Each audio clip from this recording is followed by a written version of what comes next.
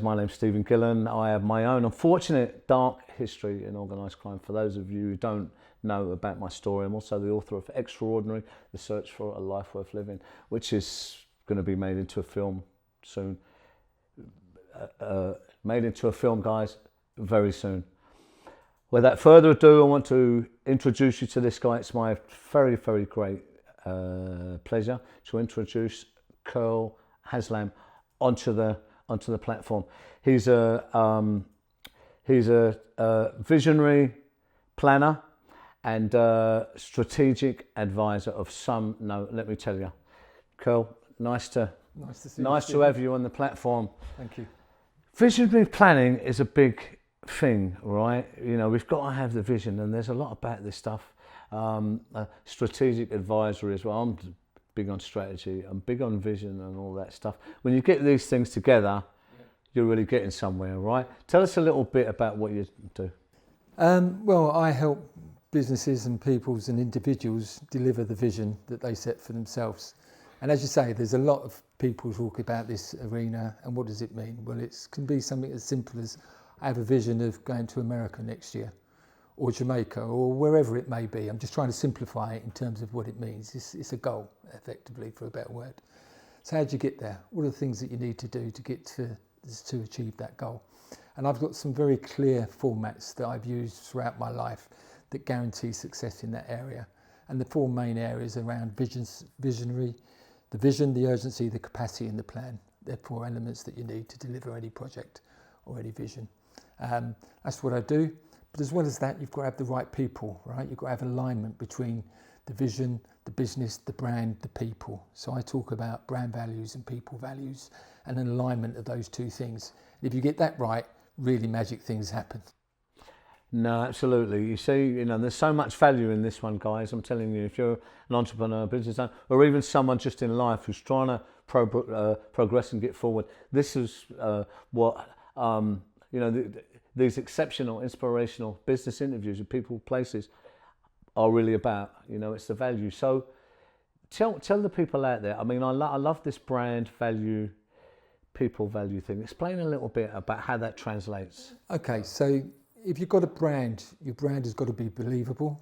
Okay, and you've got two different types of brand. We would describe. One is a conviction brand, and the other one is a convection brand. So what's the difference between those two? A conviction brand is a brand that will stand the test of time. Right? Levi's is a good conviction brand. They make good, hard-wearing jeans, nothing fancy. Right? Still there, right? Still there. Okay. Convection brands are brands that last 5 minutes before the next fad comes along. They've gone on to that.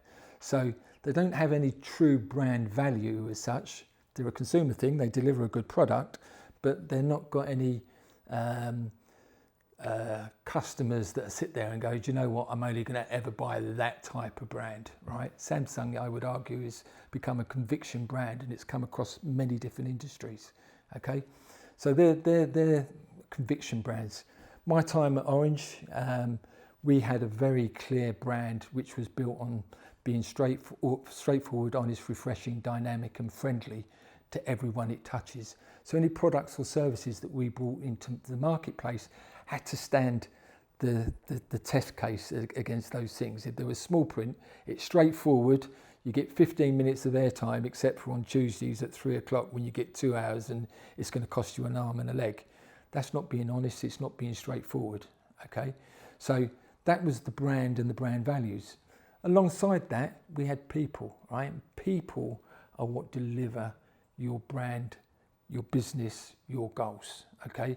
And if they're aligned, if you've got the people that actually believe in the brand, in the product and what you're actually going to deliver, and you get that right, that's quite straightforward. So I talk about teamwork, honesty, effectiveness, fun, inspiration, results, simplicity and trust, right? And I think most of us would buy into those things, right? You don't want to just turn up to work in the morning and think, oh my God, it's Monday, right? You want to go in there with a spring in your step, right? You want to look forward to it.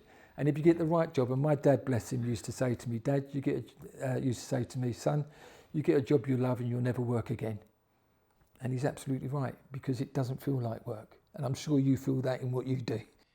No, absolutely. It's so important to do what you love, and you're always going to be great at what you love because you're really interested in it, and it's marrying that and finding that, and you've done some really really innovative stuff at Orange at a very key time. Tell us about that. Well, again, it was interesting because we didn't know what we couldn't do, right? Yeah, it's always that, isn't it? We redefined the market, okay? We didn't believe the so-called business experts, right? We came into the marketplace as a bit of a uncontrollable child, if you like, right? Unruly child. An unruly child. We wouldn't conform. We came in with the stated intent of having 10 million customers by 2005, right? We launched the brand in 1994. We went public 4 years later, I think it was 5 years later. Yeah. And the rest is history. But guess what? We got our 10 millionth customer in January 2000, 5 years ahead of plan. Right? It's good. That's not bad, is it? It's great. Okay. It's great. So there you go. See, the naysayers. Yeah. It's not about focusing on that, it's about focusing on work, right? But we had a different view of communications and what it meant. So we didn't see our competitors as the other mobile phone operators. We saw our competitors as the fixed line operator, BT. And what's happened to them?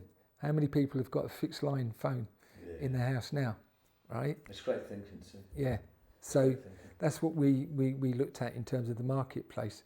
And then even beyond that technology, it was like, well, what can we do? We had this concept that the phone would be your remote control for life. Everything that you wanted to do to run your life, you could do from your phone. And guess what? Pretty much where we are. That's only going to increase. Yeah. And I can show you the templates and the business plans that I pulled together and all the rest of it. But guess what?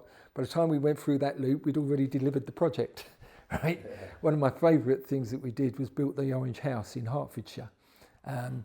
One of the directors, a guy called Richard Brennan, he bought a house on his American Express card because we couldn't get it through the business processes. So we bought it on the American Express card, got the necessary technology together, delivered an unbelievable project, which is actually the mainstay of what we all have in our homes today, right? The ability to ask Alexa or Google or whatever it is to give us any information that we want, all at our fingertips.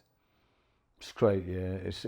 It's really great, and there's some other really big stuff going on in communications at the moment, isn't there? There's a merger going on with a couple of these big guys. What is that going on, and what does that mean for us, for everyone else? Well, for the consumers, it should be more value for money and a better business offering. But Vodafone and Three are going to be combined into one organisation, so that's just been given the all clear by the Monopolies Commission, and that's going to be an interesting situation. Again, in any organisation where you get a merger, right, people start behaving differently, right? And I usually talk about value and brand value and all the rest of it, right?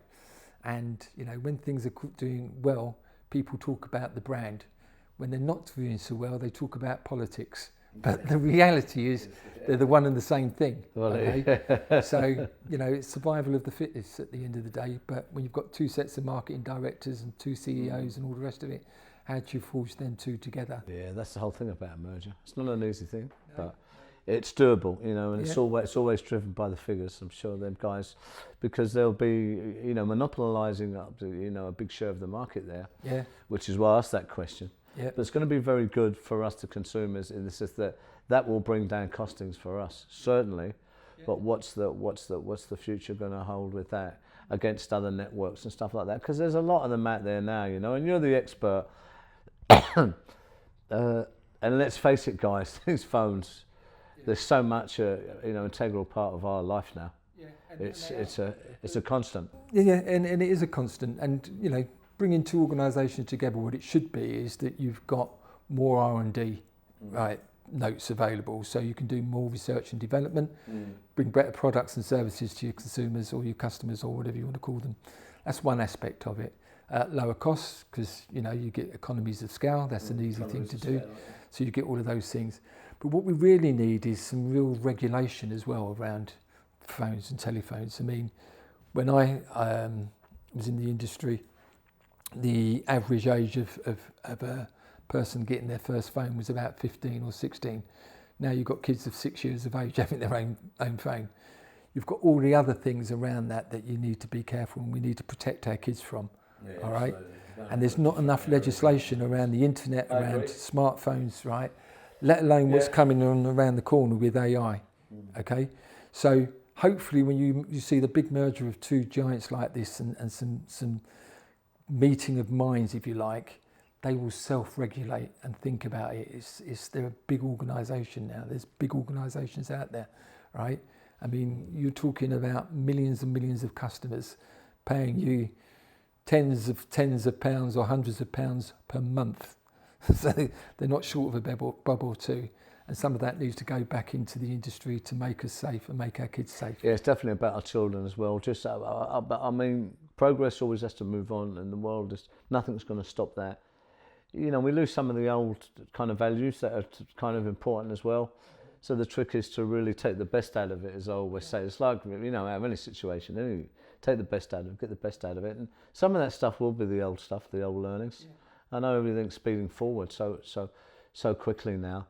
But look, you know, you've done so well at Orange, and, you know, I know, you know, without going into it too much, you know, it's a very, very inspirational interview this is.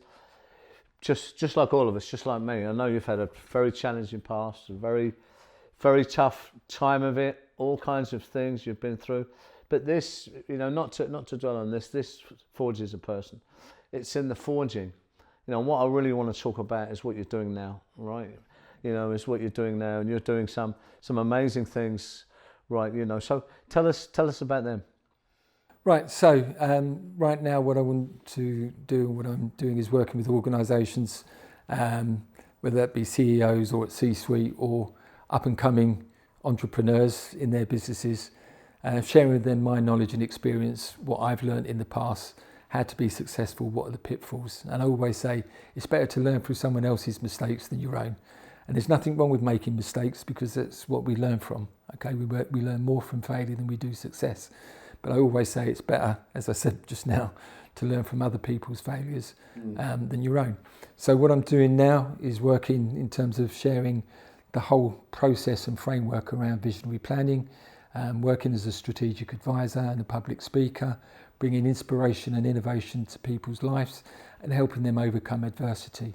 Because it's all very well, we all talk about our successes, but it's very few. And, you know, I take my hat off to you. You've talked about the dark side that you've come through. And I think, you know, a lot of successful people have had to go through those dark sides in order to see the light. Yeah. It's like a rite of passage even, it seems.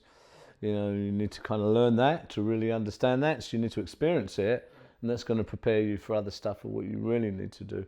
You know, like the meaningful life journey, mission of what that needs to be. You know, that's always about others, really. We're just the conduit of that, Kerl. You know what I mean? This is what I see with everyone. It's the conduit, is what can I output in a positive way, a creative way? What difference can I make as a conduit for the experiences, the hardships, the solutions, you know, that I've learned that can help other people. And I know you're very, very much the same. And look, when people say, oh, yeah, you know, strategic advisor and this and that, look, you know, the people I really have in this platform and I work with, they are at another level. You know, let me just say, and when I say that, you know, on another level, it's not just that, you know, they are so experienced, you know, that they have the authority and they've done amazing things in their life as experts, proven experts, but they have a real uniqueness to what they do and what they're giving. Which is the different thing, right? You know, it's that uniqueness and that unique selling point that I really go for, because it's not just one of the many; it's one of the few. You know, and you certainly come under that banner. Now I know you're doing a book as well, right? You know, we're doing some work together. I know you've got a book coming out. That's really good, right? You know, we're gonna tell you more about this because we're gonna get you back on to talk about it, you know, about the book, because it's very valuable. Because it's going to be a human story, different to mine, but it has some of them parts in it. This is a North London boy. Yeah, and you're a South London boy, and here we are speaking with each other. No fisticuffs. No fisticuffs, yeah, right. Nah, really. You know, there's a real journey and a real story here in this, you know. And you know, it's been a pleasure to have you today in the studio, certainly, you know, and look at all the things that you're doing in the world. And I personally know you're, you know, amazing human being, and that's what I go for. I really don't waste my time today, you know. And it's been a pleasure meeting you. Where would people get hold of you if they wanted to get hold of you? LinkedIn or something? What would be easy for them? My name's Kerl, Kerl. I've never come across another one. So Kerl Haslam. So you can put that into Facebook or Instagram or LinkedIn, and you can be sure to come up with me. So that's one way to find me. I think where there's a will, there's a way. No, absolutely. Kerl is an investor, is a strategic advisor who works at the highest level with people. He's just achieved so much amazing things, both entrepreneurial and managerial, all right? You know, with some of the massive, you know, at the head of some of the biggest companies like Orange, taking them, you know, forward, right, you know, into some really, really big innovations that made the company that it is today. But also normal people, you know, you've got a real heart and you're really about the underdog.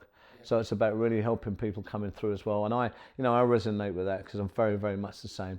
I know how hard it is and where we got to start and all that stuff.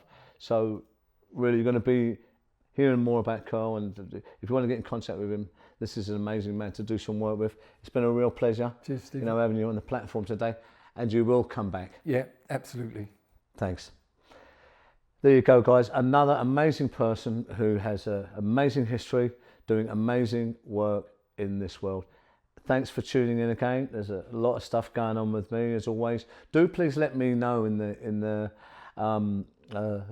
comments what kind of content you want us to bring to you, what kind of industry maybe, what kind of people that you may want me to interview.